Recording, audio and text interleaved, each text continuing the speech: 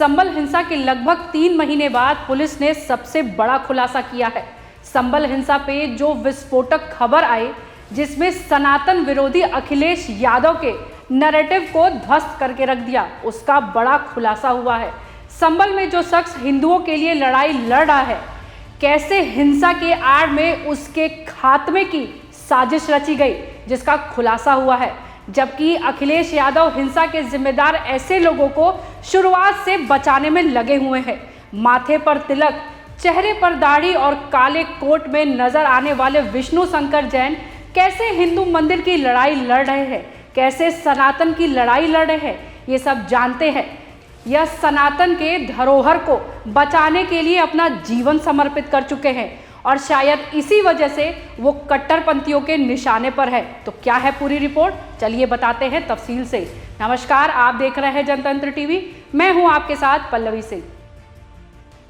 संबल police का विस्फोटक खुलासा, विष्णु शंकर को मारने की साजिश, सर्वे के दौरान हत्या का प्लान। संबल हिंसा मामले में गिरफ्तार आरोपी मोहम्मद गुलाम गैंगस्टर शारिक साठा के लिए काम करता था। गैंगस्टर शारिक साठा फिलहाल दुबई में रह रहा है। पुलिस का दावा है कि शारिक साठा का कनेक्शन दाऊद के साथ भी है। उसने शारिक साठा के साथ मिलकर वकील विष्णु शंकर जैन की हत्या की प्लानिंग बनाई थी। उत्तर प्रदेश के संबल हिंसा में बड़ा खुलासा है।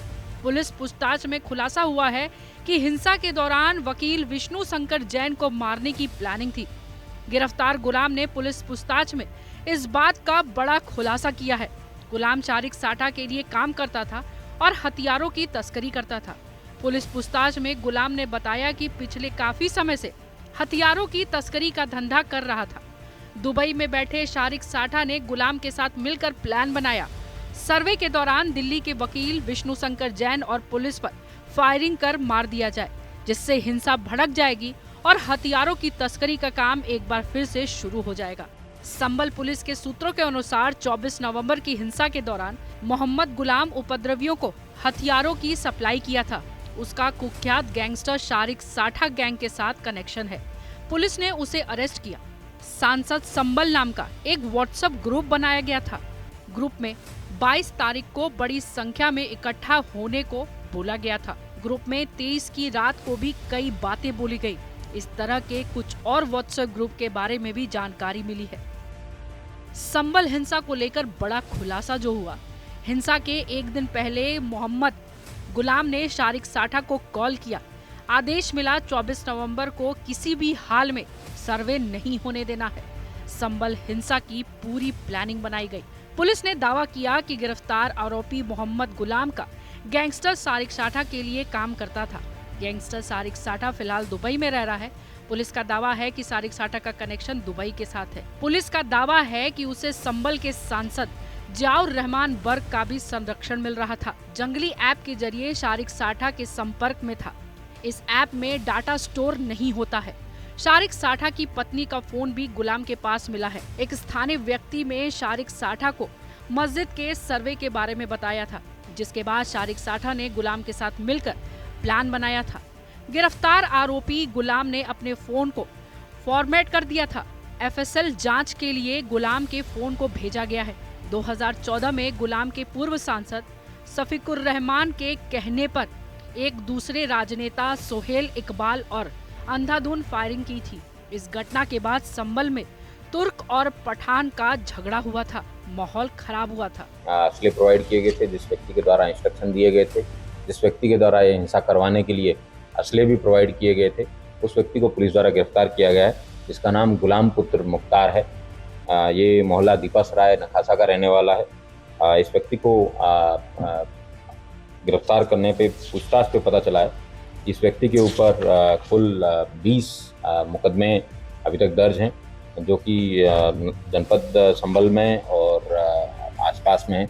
इसकी लंबी क्रिमिनल हिस्ट्री दिल्ली और एनसीआर के अन्य जगहों पर भी हो सकती है, उसका भी पुलिस द्वारा खंगाला जा रहा है। इसके द्वारा बताया गया कि पूछताछ में कि 23 तारीख को इसने अपने बॉस शारिक साठा से बात की। पुलिस जांच में खुलासा हुआ कि मोहम्मद गुलाम पहले भी कई वारदातों के साथ जुड़ा रहा है। समाजवादी पार्टी के विधायक इकबाल महमूद के बेटे सुहेल इकबाल पर साल 2014 में गोली चलाई गई थी।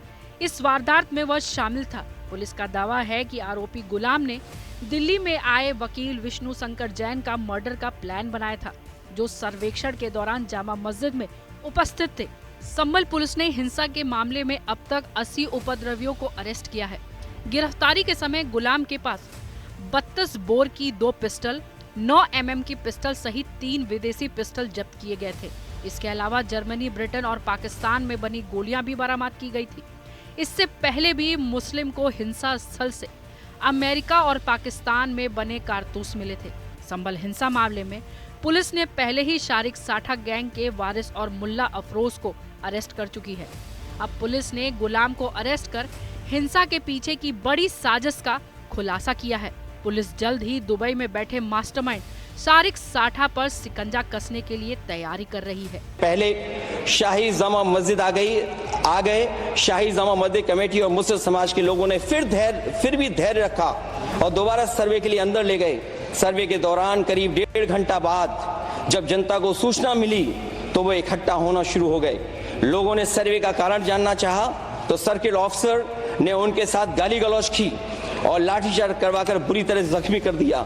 इसका विरोध करते हुए चंद लोगों ने पत्थर चलाए, जिसके बदले में पुलिस के सिपाही से लेकर के अधिकारियों तक ने अपने सरकारी और प्राइवेट हथियारों से गोलियां चलाई, जिसका वीडियो रिकॉर्डिंग है, जिसके एवज में दर्जन लोग गोलियों से घायल हो गए हैं। 5 मासूमों जो कि अपने घर से सामान लेने के निकले थे, उनकी मृत्यु हो गई। संभल का माहौल बिगाड़ने में संभल का माहौल बिगाड़ने में याचिका दायर करने वाले लोगों के साथ पुलिस और प्रशासन के लोग जिम्मेदार हैं। सिर्फ वोट बैंक की पॉलिटिक्स के लिए अखिलेश यादव उन लोगों के साथ खड़े हो गए जिन पर आरोप है कि उन्होंने पुलिस तक को नहीं छोड़ा, उन पर भी पत्थरबाजी की। तो ऐसे दंगाइयों का अखिलेश पूरा साथ दे रहे हैं जो इस हिंसा में शामिल थे। अखिलेश हिंसा में शामिल लोगों के बचाव में उसकी वजह समझने कोई बहुत मुश्किल काम नहीं था। हिंसा के लिए जिस आरोपी गुलाम को गिरफ्तार किया गया, गुलाम ने विष्णु शंकर जैन की हत्या की साजिश में जिस शारिक साठा का नाम लिया, पुलिस के मुताबिक इन दोनों को यूपी की पिछली सरकारों में राजनीतिक प्रोटेक्शन मिला हुआ था, इसलिए वह बिना किसी डर के संभल में बैठे बैठे गैंग ऑपरेट कर रहे थे। योगी सरकार बनने के बाद जब सख्ती हुई तो फर्जी पासपोर्ट बनाकर दुबई भागना पड़ा। संभल हिंसा की जांच में विस्फोटक खुलासे हो रहे हैं क्योंकि सीएम योगी साफ साफ कह चुके हैं सनातन पर वो झुकेंगे नहीं, संभल पर वो रुकेंगे नहीं। तो आपकी इस बारे में क्या राय है, कमेंट कर जरूर बताइएगा। तब तक के लिए नमस्कार।